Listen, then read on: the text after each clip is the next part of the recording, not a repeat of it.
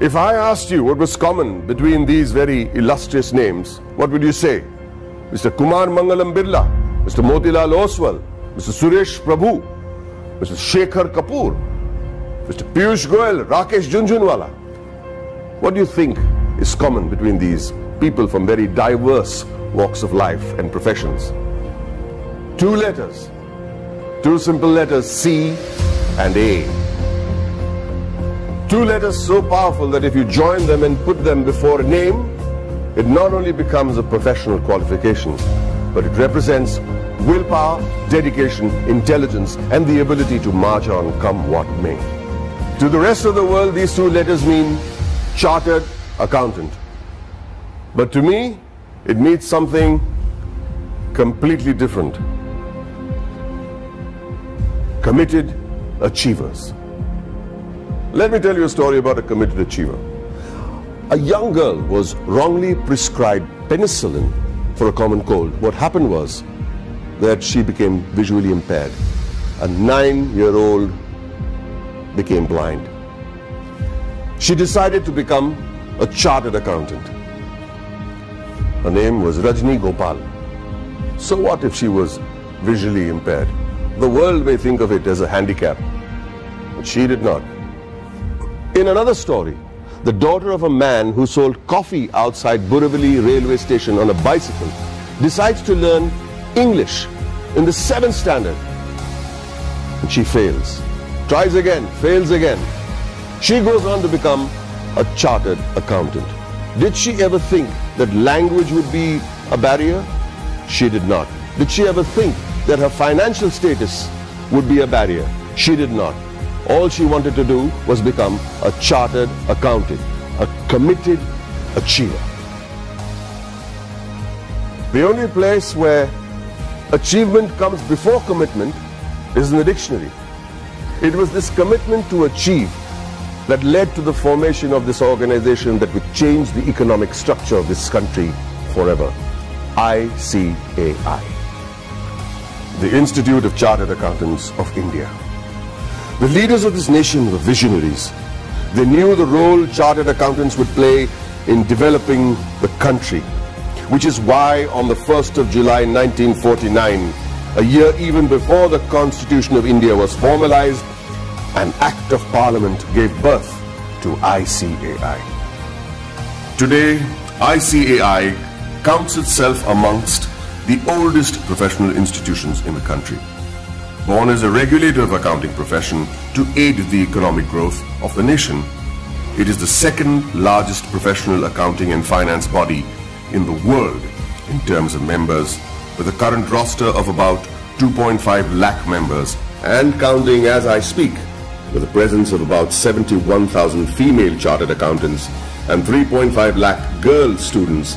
ICAI holistically carries the mission of transforming the nation from women's development to women-led development. During its eventful journey of 70 years, ICAI has become an integral part of the Indian economy, taking it on the path of the fastest growing economy in the world. With its emphasis on financial reform, ICAI radiates with shining milestones that stand as the acknowledged cornerstone of India's economic growth. In the year 1956, chartered accountants were recruited for the first time in the commercial audit branch of CA&G. Many of you may not be aware that many accountants were part of the Indian freedom struggle, like First Lady Auditor C.R. Sivabhogam, who participated in non-cooperation movement on the call of the father of our nation, Mahatma Gandhiji. She was also imprisoned for a year. Recognizing ICAI's strong regulatory framework, the High Courts acknowledged Council's strict disciplinary mechanisms in 1961. In 1964, the Council of the ICAI submitted its pre-budget memorandum for the first time. The memorandum contained useful suggestions for reorientation of taxation policies and procedures to the Finance Ministry. The process was so helpful that it is being practiced ever since. In the 70s, the ICAI started rendering free advisory services to SMEs and small taxpayers on maintenance of accounts, tax paying and other financial matters. Not only did it enhance the financial literacy of businessmen and citizens, more importantly, it started the industrial growth in the country. It also collaborated with the government to enlarge the scheme of scholarships. With all humility, I wish to mention that in the year 1972, ICAI members had provided pro bono professional services to the heirs of the Jawans and officers of the armed forces who sacrificed their lives in the war. Complete exemption from tuition and registration fee of the institute was also granted to the children of Amar Jawans and officers. The 80s saw widespread gloom in India's macroeconomic performance due to the prevailing conditions in the country. However, during the period between 1980 and 1990, the economy began to improve and growth rate accelerated. The government appointed CA members on various committees like boards of public sector undertakings and nationalized banks. The government also appointed ICAI as an expert and independent advisor on company law, fiscal and various other committees. The corporate sector, the public sector corporations, cooperative societies and public trusts were brought under the accounting discipline by legislation. In the 90s, sales tax audit was introduced in many states, which was a direct result of ICAI's efforts to showcase the role played by the CA community. ICAI developed a research center in the form of a non-profit company to be named as Accounting Research Foundation. It was during this time that the government recognized the ICAI as the sole recommendatory body for setting accounting standards in the country. 2000 and onwards marked the period when many MRA MOUs had been signed with many international bodies such as ICAEW, CPA Australia, Ireland, CICA, etc. ICAI was granted recognition by IGNOU as a research center for the benefit of its members and employees to pursue doctoral research from IGNOU. eSahayata was launched as an electronic service for members and students of ICAI to provide prompt services against their queries, complaints and grievances. In 2007, ICAI decided to recognize the CA leaders in industries, which gave birth to a glittering awards function. In 2009, ICAI was awarded the Recognition of Excellence Award by the then President of India, Srimati Pratibha Patil.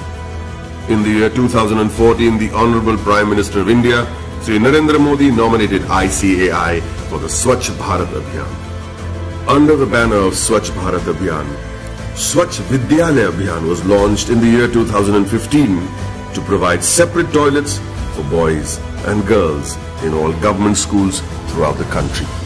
ICAI undertook a pilot study for the Indian Railways.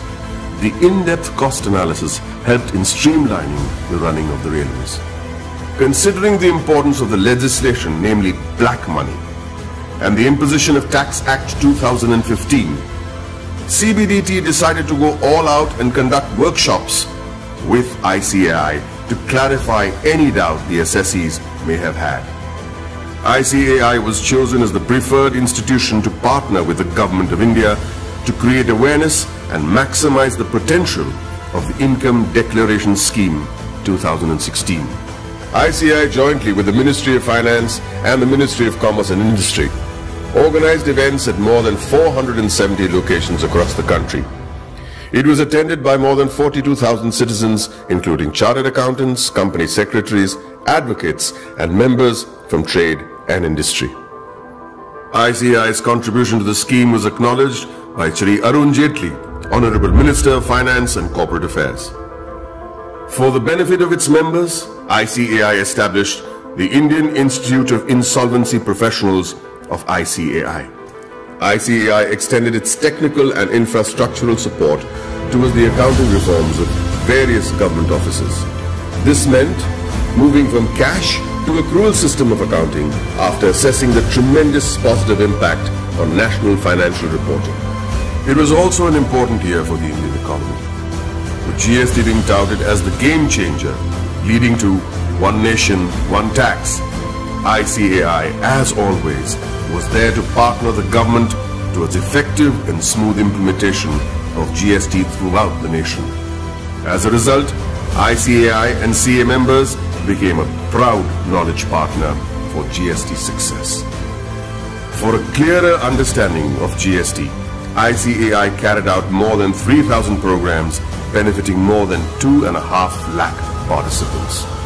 ICAI also established GST Sahayata desks all across the country to facilitate small businessmen, traders, shopkeepers, and the public at large. ICAI has created a milestone by launching various incubation centers. In line with the Prime Minister's vision to support startups, ICAI is providing massive platforms to help CAs start their businesses. Not many people know that there is an accountancy museum in India, or that the ICAI is the first accounting body in the world to start a digital accounting and insurance board, or that there are 3 forensic labs in India to monitor financial bungling and frauds. With this, the ICAI is keeping its eyes and vision firmly on the future. The ICAI has a very strict code of ethics. Its motto is taken from the Upanishads, Yayeshu Sapteshu Jagriti, which translates as the one that is awake in those that sleep. Here's to the guardians who stayed awake and protected us while the rest of us slept. I'd like to salute this institute for the work it has done in the past 7 decades and wish them the very best in the years to come.